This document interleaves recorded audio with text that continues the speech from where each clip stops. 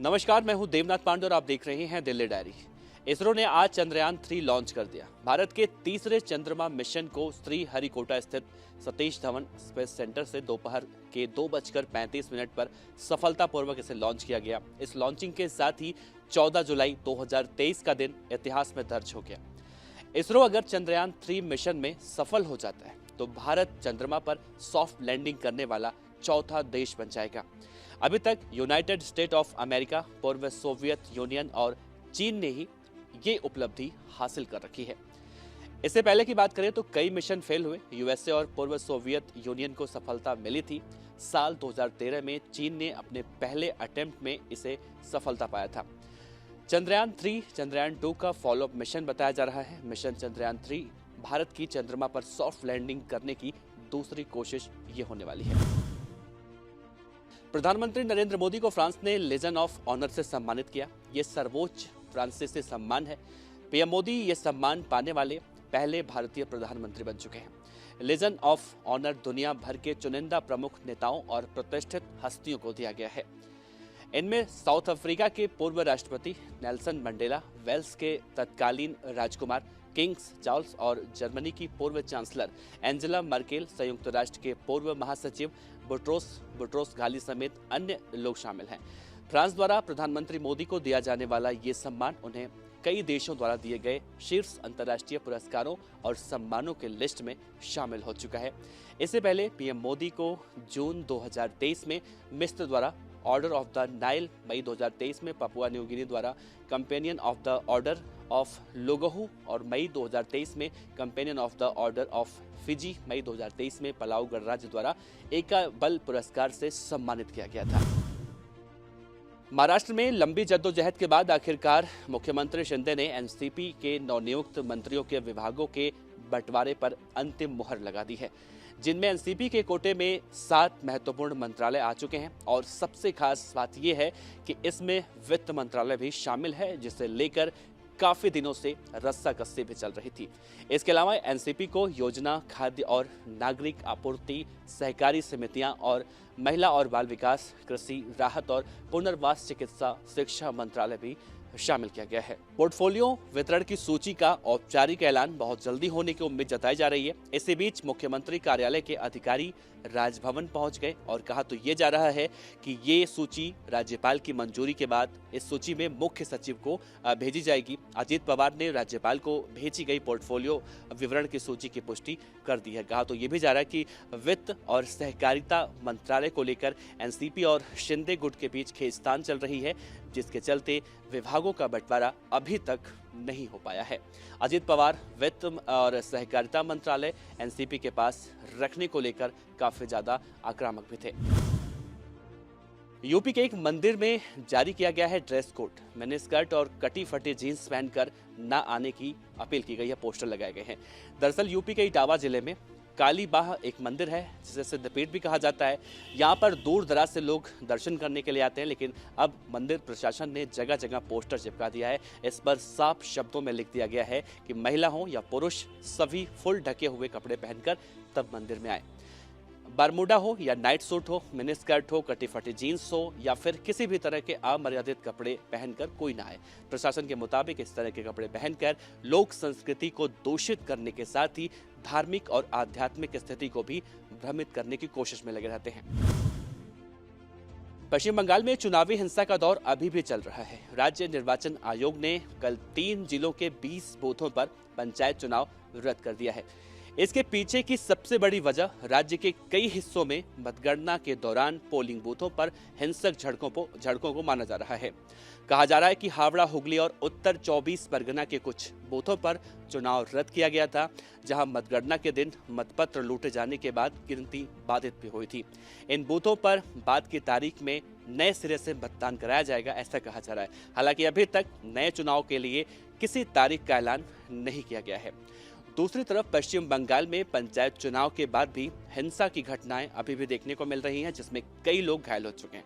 बंगाल की मुख्यमंत्री ममता बनर्जी ने लोगों से शांति और सौहार्द बनाए रखने की अपील की है, जिसके बाद कई जगहों पर हिंसक घटनाएं देखने को मिली हैं, जिस पर कलकत्ता हाई कोर्ट के चीफ जस्टिस टीएस शिवगणनम ने भी राज्य में जारी हिंसा पर आश्चर्य जताया है।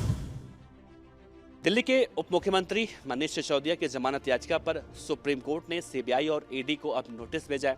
इस मामले में 28 जुलाई 2023 को सुनवाई है। दरअसल मनीष सिसोदिया शराब घोटाला मामले में लगभग 5 महीने पहले गिरफ्तार किए गए थे। हाईकोर्ट उनकी जमानत याचिका पहले ही खारिज कर चुका है। हाईकोर्ट से जमानत याचिका खारिज होने के बाद दिल्ली के पूर्व मुख्यमंत्री और आम आदमी पार्टी के नेता सुप्रीम कोर्ट का रुख कर चुके हैं। 10 जुलाई को वरिष्ठ वकील अभिषेक मनु सिंघवी ने चीफ जस्टिस DY चंद्रचूड़ के सामने ये मामला रखा था और तत्काल सुनवाई की मांग भी की थी, जिसे CJI ने एक्सेप्ट कर लिया था। सिंघवी ने कोर्ट को कहा था कि हाई कोर्ट जमानत याचिका खारिज कर चुका है। सिसोदिया की पत्नी गंभीर रूप से बीमार बताई जा रही हैं और अस्पताल में भर्ती हैं। जमानत को लेकर दिल्ली हाई कोर्ट से मनीष सिसोदिया को 2 बार झटका लग चुका है। 30 मई को हाई कोर्ट ने जमानत देने से मनीष सिसोदिया को इनकार कर दिया था। कोर्ट ने कहा था कि सिसोदिया उच्च पद पर थे, ऐसे में वो यही कह सकते हैं कि आबकारी नीति के मामले में उनकी कोई भूमिका नहीं है। इससे पहले 3 जुलाई 2023 को भी आबकारी नीति से ही जुड़े मामले में, मनी लॉन्ड्रिंग के एक मामले में हाई कोर्ट ने मनीष सिसोदिया की जमानत अर्जी भी खारिज की थी। देश में आज से कई शहरों में टमाटर को सस्ती दर में बेचने की तैयारी कर ली गई है। आज से दिल्ली NCR, लखनऊ और पटना समेत देश के चुने हुए बड़े बड़े शहरों में सस्ते रेट पर टमाटर की बिक्री शुरू की जाएगी। दरअसल खाद्य मंत्रालय के उपभोक्ता मामलों के विभाग ने टमाटर के बढ़ते खुदरा कीमतों पर अंकुश लगाने के लिए प्रमुख उपभोग केंद्रों में वितरण के लिए आंध्र प्रदेश, कर्नाटका और महाराष्ट्र से टमाटर की खरीद का निर्देश भी दिया था। जिन बड़े शहरों में पिछले 1 महीने में टमाटर की खुदरा कीमतों में ज़्यादा बढ़ोतरी देखी गई, वहां चुने हुए खुदरा बिक्री केंद्रों में नेशनल कोऑपरेटिव कंज्यूमर फेडरेशन आज से 90 रुपये प्रति किलो के रेट से टमाटर की बिक्री शुरू कर देगा। इसके लिए NCF ने इसकी तैयारी भी शुरू कर दी है। National agricultural cooperative marketing federation और NCCF ने 3 राज्यों की मंडियों से टमाटर खरीदा और साफ तौर से कम होने का अब कहा जा रहा है। पंजाब में केंद्र सरकार के फंड पर अब सियासत तेज हो गई है। बीजेपी अध्यक्ष सुनील जाखड़ ने कहा है कि पंजाब सरकार केंद्र के द्वारा भेजे गए पैसों का हिसाब दे, लेकिन पंजाब के मुख्यमंत्री भगवंत मान ने कहा कि अभी नहीं दूंगा, बाद में दूंगा। दरअसल केंद्र सरकार की तरफ से पूरे देश में बाढ़ पीड़ित राज्यों के लिए 7,532 करोड़ रुपए दिए गए हैं, जिनमें से पंजाब को 218.40 करोड़ रुपए दिए गए, जो 2 किस्तों में दिया जाना है। लेकिन बीजेपी प्रदेश अध्यक्ष पंजाब के सुनील जाखड़ ने राज्य सरकार से इसका हिसाब मांगते हुए कहा है कि केंद्र ने पंजाब सरकार को पैसा दिया था, लेकिन उसका सही इस्तेमाल नहीं किया गया। राज्य सरकार ने अगर नहरों की सफाई और मरम्मत सही ढंग से करवाई होती तो ये हालात पंजाब के अंदर नहीं होते। और इतना ही नहीं, राहत कार्यों पर भी सवाल खड़े किए गए। सुनील जाखड़ के हिसाब जब उन्होंने मांगा तो मुख्यमंत्री भगवंत मान भी भड़क गए। भगवंत मान ने कहा है कि केंद्र सरकार की तरफ से इसकी किश्त 10 जुलाई को जारी की गई थी और 12 जुलाई तक एक तरह से हिसाब मांगा जा रहा है। वहीं बीते दिनों उन्होंने अपने ट्वीट में सभी विरोधियों की बातों का जवाब ना देने की बात कही थी, जिसमें भगवंत मान ने यह साफ किया था कि वो अपने सभी लोगों की मदद में व्यस्त हैं। इसके बाद ही वो इस विरोधी पक्ष का जो सवाल है उसका तभी जवाब दे पाएंगे।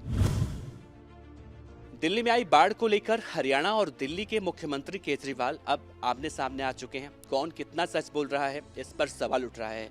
दरअसल यमुना नदी का जलस्तर बढ़ने के बाद दिल्ली सरकार जहां हरियाणा को जिम्मेदार ठहरा रही है, वहीं हरियाणा सरकार ने पलटवार करते हुए दिल्ली सरकार के दावों को तथ्यहीन करार दिया है।